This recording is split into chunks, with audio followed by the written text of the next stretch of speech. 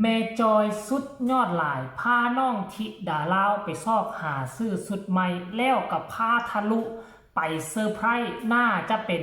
เฮือนใหญ่พี่น้องของแม่จอยทางสวรรณเขตนั่นเองสบายดี FC แฟนคลับทุกทานก็แล้วกันมาพบมาพ่อกันคลิปนี้จะพาทุกคนไปติดตามมือวานนี่หลายคนก็สงสัยแม่จอยพาธิดาลาวไปใส่แด้เห็นจะไปลิ่นสวรรค์ไอเต็กแล้วก็บ่เห็นคลิปเห็นภาพออกมาเลยมิดเงียบไปเลยว่าสันเดล่าสุดมีคลิปหนึ่งมาจากตัวน้องธิดาลาวออกมาโพสต์เองกับมือ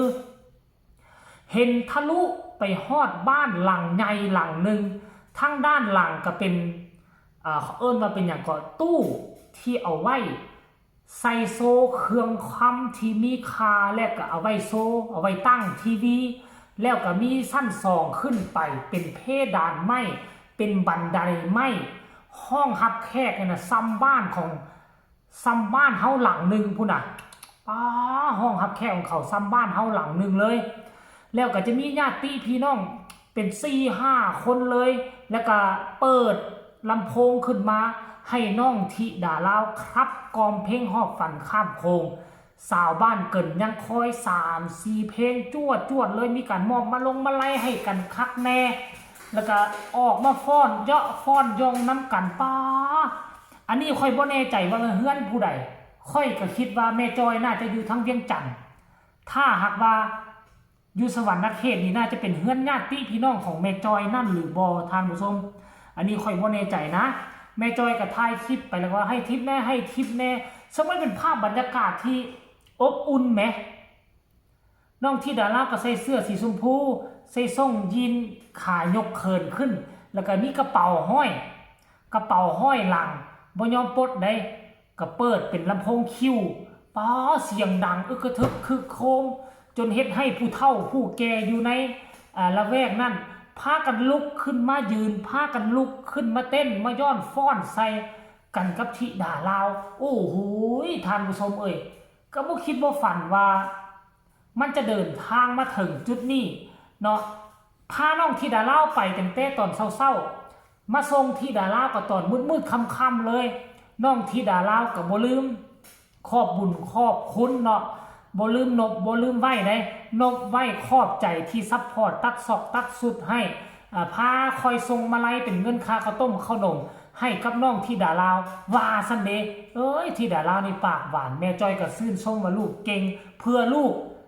ความสวยความงามต้องมาก่อนแม่จอยเพิ่นจะจัดการให้หมดว่าซั่นเด้ท่านผู้ชม FC แฟนคลับ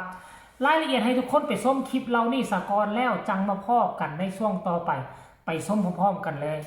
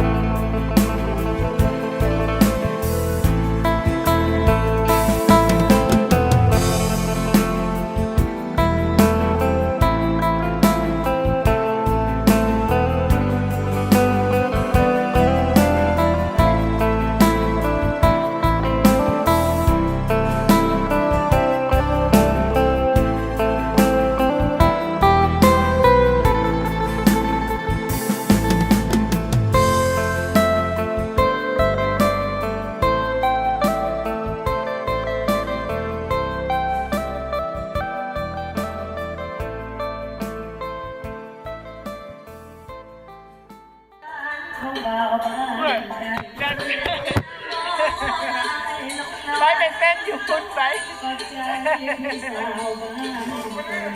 เอาไปฟาดอยู่คุณไปเอาไปฟาดกับลูกไป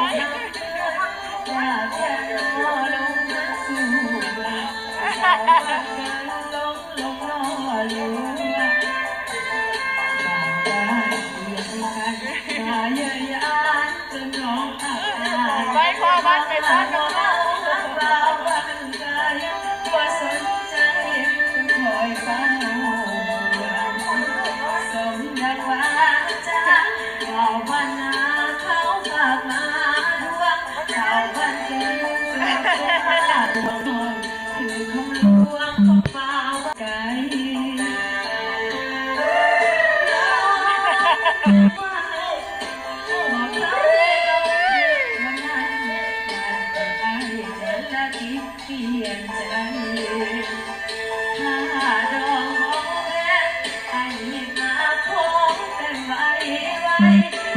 ญาติน้องเป็นของคนไทย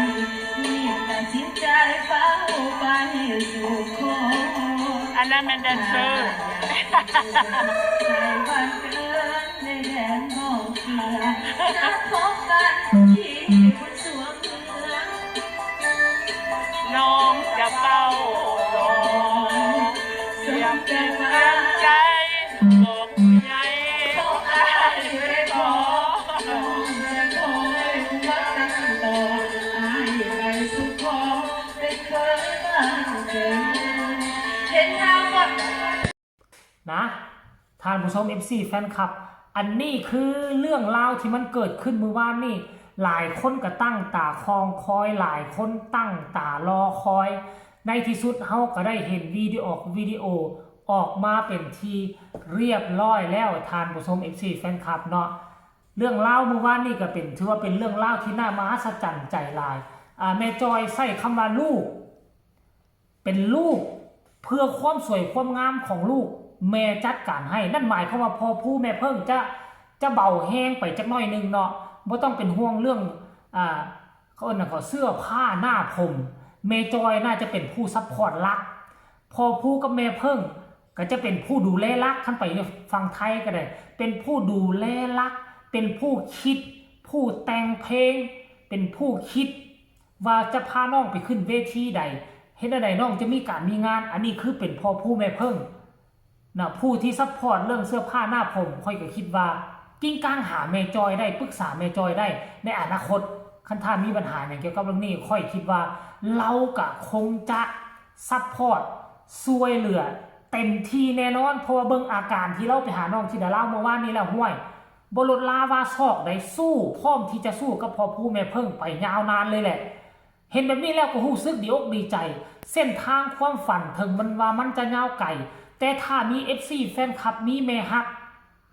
ตั้งอกตั้งใจซัพพอร์ตขนาดนี้ค่อยเชื่อว่าบ่มีขวากหนามใดจะมากั้นความโด่งความดังและความประสบผลสำเร็จของน้องที่ดาราในอนาคตได้ดอกเอาสำหรับคลิปนี้ก็ขอฝากฟังเอาไว้ซ้ำนี้ใครเห็นก็ให้กดไลค์กดแชร์กดติดตามที่สำคัญก็จะกดข้ามโฆษณามีคำคิดคำเห็นแนวใดส่งข่าวมาได้ทางใต้คอมเมนต์สำหรับคลิปนี้ขอลาทานผู้ชมเป็นเพียงซ้ำนี้ก่อนเนาะสบายดี